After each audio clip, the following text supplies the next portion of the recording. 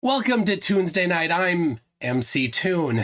You know, for years, flat earthers have filled bathtubs full of tears because they don't have a map that works. They've tried the azimuthal equidistant map, but Australia looks ridiculous and no flights would work, and it doesn't match sunrise and sunset directions. Awake Souls and Limitless tried one where the equator was wavy all over the place. That was ridiculous. And it teleported you. That's silly. Well, I don't know. We'll see. Daznez had one that was in the shape of a diamond. I don't know how that fits with his Bible version, but it seemed a little silly there too. Well, and of course, Arwen uses the Mercator map. Balls. You may, after this, you may find a new appreciation for the Mercator map. But what I'm going to do today is I'm going to do what no flat earther has the guts to do since Tiger Dan. I'm going to show you a flat earth map, and it's going to be based on observation. Sorry, I caught myself. Observations. I got to be serious. Specifically, observations on the equinox, and it just so happens that yesterday was the equinox. So what better day to celebrate a map based on observations on the equinox than on the day after the equinox? So I am going to show you how it's done and what flat earthers don't have the guts to do. I'm going to start by showing you this. Here is, let me fix that so that you can see it a little bit better. That is, that now I tested, I confirmed the right way to pronounce this. That's Aranaku Island in Kiribati. Kiribati, they say, not Kiribati, Kiribati. There it is. Now that is in the Pacific Ocean, and you may notice it's right on the equator. Now midday, somewhere around midday in Kiribati there, in Aranuka Island, the sun is rising in Indonesia there at Ganggo Hilya in Indonesia. So at sunrise at Ganggo Hilya in Indonesia, the sun is due east. At the same time, the sun is over Aranuka Island in Kiribati. So that means that the sunrise being due east, well, that means that they must be on a due east line there, just between those 2 points, at least. Now let's move forward here. Sometime around midday in Ganggo Hilya, Indonesia, it's sunrise at Nanyuki, Kenya, who also happen to be on the equator. And it's due east for them as well. Since it's due east for them, that means that the line from Nanyuki, Kenya to Ganggo Hilya, Indonesia must be a straight line due east. There's no choices. You don't get to say that it's not that, flat earthers, because as soon as you do, you have just violated this very basic observation. Now, sometime around midday in Nanyuki, Kenya, it is sunrise in Macapa, Brazil. And it's due east in Macapa, Brazil. That means that it must be a due east line from Macapa to Nanyuki, to Ganggo Hilya, to Aranuka Island. A straight line due east. This is based on observations that anybody can make. If you disagree with these observations, feel free to go to any of these locations on the equator on one of the days of the equinoxes. You get 2 a year, and see if indeed the sun rises due east. I think you will find that it does. Now, somewhere around midday at Macapa, Brazil, it is sunrise in Quito, Ecuador.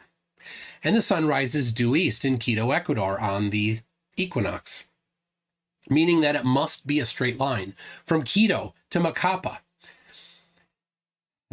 You don't get a choice on this, flat earthers. That's the way observational reality is.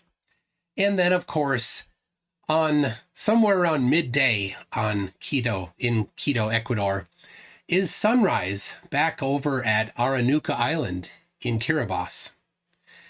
And that means that it must be a straight line from Aranuca, Kiribati, to Quito, Ecuador, to Macapa, Brazil, to Nanyuki, Kenya, to Gongohilia, Indonesia, and all the way back to Aranuca Island in Kiribati. There is no option for this. You don't get to say nuh-uh, because that would be obviously wrong. This is observational reality. Deny this and make a fool of yourselves. If the Earth is flat, this must be what the equator looks like on the equinox. You don't have a choice. I don't know how it would work. It seems like you may need to have some Pac-Man effect going, because I don't know how many Quito Ecuadors there are other than the one. So how is it that the sun can be rising and setting due east, rising due east and setting due west on all of these locations throughout that one day? And they must be on that line. There's only one Quito, people. There's only one sun. And teleporting, well, that's a bit of a problem. But that's the problem that you flat earthers must claim in order to remain flat earthers. Because this is observational reality. You don't get to nuh-uh this away. So now that's one observation on the equator. But I did not address what it looks like outside of the equator. So let's do the same thing.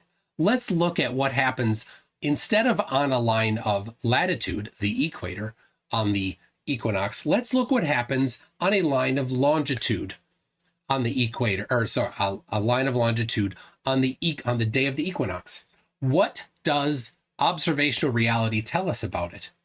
Well, let's take, and this is a Mercator style or an equirectangular projection here. May or may not be correct. We will find out. But we know that on 20 degrees east longitude, I mean, it shows that because it goes all the way down to the southern edge of South Africa and all the way up to Norway. So this is one of the most well-covered lines of longitude on the Earth. Well covered by land. And of course, you could go south to Antarctica if you wanted to confirm any of this. But this is easy to do. Anybody that lives in this vicinity could just go there that day or phone up somebody on the day of the equinox and see if these observations match. Of course, you all know they will. No flat earther would ever be that gullible, would they, to try to claim that the sun doesn't do what we know the sun does on these days. So here is what we're going to examine. And we do know, I already covered, the sun rises due east on the equator. So at 20 degrees east longitude on the equator, the sun rises due east. Well, let's check it out here in the middle of Europe here on the 20 degrees east longitude. It also rises due east. Now you see there's a problem. We've got two suns, but in reality, there's just the one. Well, let's keep going. Well, turns out that everywhere on the line of longitude, 20 degrees east, the sun is rising due east for them, and it rises at almost identically the same time. Oh dear. How many suns can there be? Well, in reality, we know there's just the one, and any claims of holograms or projections or anything like that must be backed with evidence, and we know you don't have any evidence of that. Just making the claim doesn't satisfy the evidence. So what could it possibly look like to satisfy the necessary observations that are easy to confirm on the day of the equinox? Well, there's a problem. Well, let's look ahead here. We know that in Sweden and in Norway, that the sun rises due east. And so this is from dateandtime.com or one of the online things. Now you'll see that it angles up a tiny bit. The reason why is because this is showing the direction of the top edge of the sun, not the geometric center of the sun. That's all that was the option for this website. So if you actually look at the geometric center of the sun. So when the geometric center of the sun is visible, it is not slightly north of due east, it's right at due east. And then same thing for South Africa. Same thing, due east when the geometric center of the sun is first visible. So we've got this little bit of a problem, and here's the solution. This is the only possible shape that the 20 degrees line of east, line of longitude, can possibly look to satisfy this one simple observation on the day of the equinox. You don't get a choice on this, flat earthers. This is observational reality. This is an absolute necessity. This is what your, well, it's not a pizza land, is it? It's only half. It's kind of a C for cookie, isn't it? This is what it must look like. So it's not a pizza land, flat earthers. It's this. It's the letter C, at least for that line of longitude, at the moment of sunrise. Now, what will it look like at the moment of sunset on that very same line of longitude? Well, it must look like that, because the sun sets due west for all of those points along the line of longitude simultaneously. Again, you do not get a choice on this. This is how your flat earth must be shaped in order to match this one observation. One observation is it. So that means that from sunrise to sunset, your flat earth must somehow undulate. It must. You don't have a choice on this. This is what your flat earth map must do. How does it do it? I don't know. Obviously, that's a challenge, isn't it? Now, you might wonder, well, how does that work on a globe? Well, it's not actually difficult at all. If you see there, this is not the 20 degrees east, but it is some number of degrees east longitude, and we can see the terminator line between dark and light. You can see very clearly that the sun's rays will be coming on the globe nearly parallel, almost parallel, very close to parallel. And if you want to do the math on it, unless you need that precision, you can treat them as parallel. And that's how the sunrise would look, because everybody along that vertical line there would experience sunrise at the same time. And they would all see it due east at the same time for sunrise and due west for sunset. That's how it works on the globe. But for flat Earth, this is what you must have. You don't have a choice, because you don't have a plausible explanation for how sunlight might travel in any other way. You don't get to say it's a hologram without evidence of it being a hologram.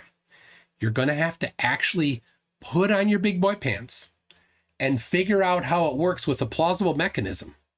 Or, flat earthers, you could just grow up and understand that this actually works. So there it is, people. I provided you with what flat earthers won't do. This is your equator. It must look like this. And this is what sunrise and sunset must look like. And the earth must undulate underneath in the course of only 12 hours, somehow moves thousands of miles and misshapes itself.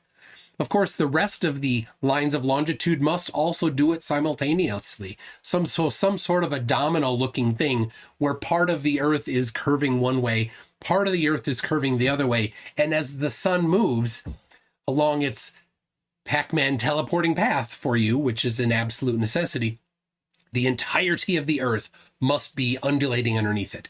It's an amazing model you flat earthers have to live with, but you don't get a choice. You don't. You can whine and complain, and you can make up all sorts of excuses. You can try to claim all sorts of things about holograms, about light paths, about it's just a light in the sky. None of that actually works, because this is not kindergarten, right? The things that you say are going to be tested, and they better be ready to stand up to the test. And if they're not, be mature. Accept that you were wrong. Find some other explanation. Test it. And when you run out of all the explanations, when you've tested everything, don't hold on irrationally to some ridiculous belief about the shape of the earth when you have no evidence for it, when there's nothing that actually matches reality. You don't get a choice on this.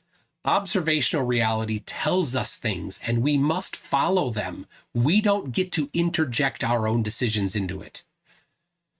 When it contradicts our own wishes, we must be honest, we must be rational, and follow the actual evidence.